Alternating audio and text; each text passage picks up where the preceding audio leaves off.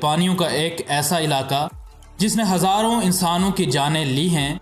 इन पानियों के नीचे हज़ारों बहरी जहाज़ों, कश्तियों, हत्ता के हवाई जहाज़ों तक का मलबा आपको मिलेगा, जिससे आप बखूबी अंदाज़ा कर सकते हैं कि ये इलाका किस कदर ख़तरनाक है। जी हाँ, हम बात कर रहे हैं बरमूडा ट्रायंगल की। असल में बरमूडा ट्रायंगल कोई हकीकी जगह नहीं है जो कि इस ज़मीन पर मौजूद हो, लेकिन इस तकून नमा इलाके की शिनाख्त के लिए साइंसदानों ने हुदूद बनाई हैं जिनमें सबसे ज़्यादा पुरस्रार वाक़यात हुए हैं। इस तकून का एक कोना फ्लोरिडा, एक बरमूडा और एक प्यूर्टो रिको से मिला लें तो एक तख़य्युलाती तकून बनेगी जिसके अंदर सबसे ज़्यादा हादसात हुए हैं। इसी तकून को ही बरमूडा ट्रायंगल कहा जाता है। इस बरमूडा ट्रायंगल ने कई सदियों तक साइंसदानों को वर्ता हैरत में डाले रखा और कोई भी साइंसदान इस बात का जवाब नहीं दे सकता था कि इस इलाके में यह हादसात कैसे वाक़े होते हैं और इनके पीछे कौन सी वजूहात कार फरमा होती हैं। लेकिन मौजूदा दौर की जदीद टेक्नोलॉजी को इस्तेमाल करते हुए अब यूँ लगता है कि बरमूडा ट्रायंगल की हकीकत से पर्दा उठ चुका है और अब कोई भी शख्स बासानी इस इलाके में होने वाले इन अजीब व गरीब और माफूक फितरत वाक़यात को समझ सकता है। नाजरीन, ये वो इलाका है जहाँ पर जाते ही एक हवाई जहाज़ के तमाम बरकी आलात काम करना छोड़ जाते हैं। कंपास अजीब तरह हरकत करने लगती है और हवाई जहाज़ का बेस से राब्ता ख़त्म हो जाता है और फिर हवाई जहाज़ रडार से भी गायब हो जाता है और फिर कभी नज़र ना आने के लिए गायब हो जाता है। यही हाल बहरी जहाज़ों के साथ भी होता है और उनके अंदर लगे आलात भी काम करना छोड़ जाते हैं और देखते ही देखते बड़े से बड़ा बहरी जहाज़ भी समंदर में कहीं गायब हो जाता है। अब यहाँ ये सवाल आता है कि आखिर ये कौन सी पुरस्रार ताकतें हैं कि वो जहाज़ों को ऐसे झंझोड़ कर रख देती हैं कि यूँ लगता है कि किसी खलाई मखलूक या फिर जिन्नात से इंसान का सामना हुआ हो। बरमूडा ट्रायंगल के राजों पर से पर्दा उठाने के लिए साइंसदानों ने बरमूडा ट्रायंगल का सारा पानी निकालने की कोशिश की ताकि समंदर के नीचे मौजूद खुश्क ज़मीन को देखा जा सके। हकीकत में ऐसा तो किसी सूरत में मुमकिन नहीं है कि समंदर का पानी निकाल कर एक जगह को खुश्क कर दिया जाए। आखिर यह समंदर है, कोई बाल्टी तो है नहीं जिसे खाली कर दिया जाए। तो फिर साइंसदानों ने कैसे ये काम सरंजाम दिया होगा?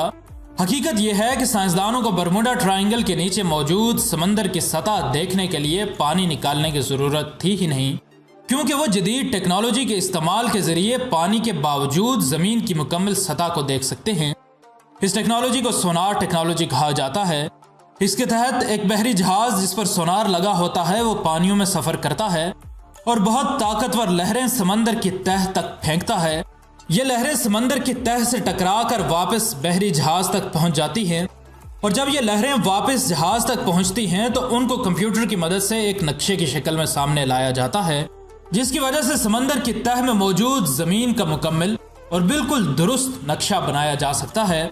यही काम साइंसदानों ने बरमूडा ट्रायंगल के पानियों के साथ भी किया और साइंसदानों की हैरत की इंतहा न थी कि इस तकून के नीचे समंदर की सतह हद दर्जा अजीब तरह की है और कई जगहों पर समंदर की गहराई में बॉटलनेक्स की तरह की सुरंगें, यानी कि जो ऊपर से बड़ी होकर फिर बहुत ज़्यादा तंग हो जाती हैं और नीचे से फिर बहुत ज़्यादा खुली हो जाती हैं, मौजूद हैं।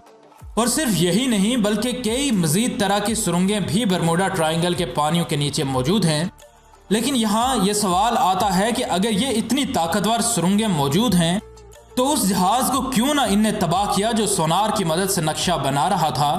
तो इसका जवाब यह है कि हर वक्त बरमूडा ट्रायंगल में हादसे नहीं होते और हादसात के वक्त मौसम इंतहाई ख़राब होता है। फिर साइंसदानों को समंदर के नीचे एक नई चीज़ का भी पता चला और वो चीज़ थी समंदर की गहराइयों में मौजूद मीथेन गैस, जो कि बरमूडा ट्रायंगल के सतह के नीचे बकसरत पाई जाती है, जो किसी भी वक्त फट जाती है और इस वजह से जहाज़ किसी पत्थर की तरह डूब जाता है। और इसी तरह मौसम के ख़राब होने की वजह को भी साइंसदानों ने ढूंढ निकाला है। अब चलते हैं मौसम का हाल बताने वाले साइंसदानों की जानिब। इन साइंसदानों ने एक बहुत ही हैरत अंगेज चीज़ ढूंढ निकाली है जो कि बरमूडा ट्रायंगल के ऊपर मौजूद बादलों में थी। ये चीज़ थी हेक्सागोन की शक्ल के बादल, जो कि इंतहाई ख़तरनाक तस्वर किए जाते हैं क्योंकि ये बादल हवा के बम बरसा सकते हैं। जी हाँ, आपने बिल्कुल दुरुस्त सुना, हवा के बम। असल में ये बादल कई तरह के तूफ़ानों के मिलने से बनते हैं और फिर ये ज़मीन पर हवा को किसी मखसूस जगह पर इतनी शिद्दत से फेंकते हैं कि उनकी वजह से 14 मीटर से भी ऊंची लहरें बनती हैं और फिर इन बादलों में स्टैटिक चार्ज या आम अल्फाज में समझें तो इनमें बिजली भी मौजूद होती है जो कि हवाई जहाज़ों के तमाम आलात को जाम कर देती है, हत्ता कि वो जहाज़ तूफान की जद में आकर क्रैश हो जाता है। अब आइए इन तमाम कड़ियों को आपस में जोड़ते हैं। सबसे पहले बादलों से हवा के बम्बर से और बहुत ज़्यादा ऊंची लहरें पैदा हुई। इन लहरों की वजह से समंदर के नीचे मौजूद मीथेन गैस की पॉकेट्स भी फट सकती हैं और फिर समंदर के फर्श में मौजूद बॉटलनेक सुरंगों की वजह से लहरों में मज़ीद इजाफा भी हो जाता है। और फिर कोई छोटा या बड़ा बहरी जहाज़ हो या फिर कोई हवाई जहाज़ हो या फिर कोई छोटी किश्ती, हर किसी के मुकद्दर में डूबना और तबाह होना ही लिख दिया जाता है। नाजरीन, इसी तरह की एक वीडियो हमने अपने दूसरे चैनल उर्दू डॉक्यूमेंट्री पर भी बनाई है जिसमें हमने नाजरीन को बरमूडा ट्रायंगल में होने वाले मुख्तलिफ किस्म के हादसात के बारे में बताया है। अगर आपने वो वीडियो अभी तक नहीं देखी तो डिस्क्रिप्शन में उस वीडियो का लिंक मौजूद होगा, आप वहाँ से वो वीडियो बआसानी देख सकते हैं।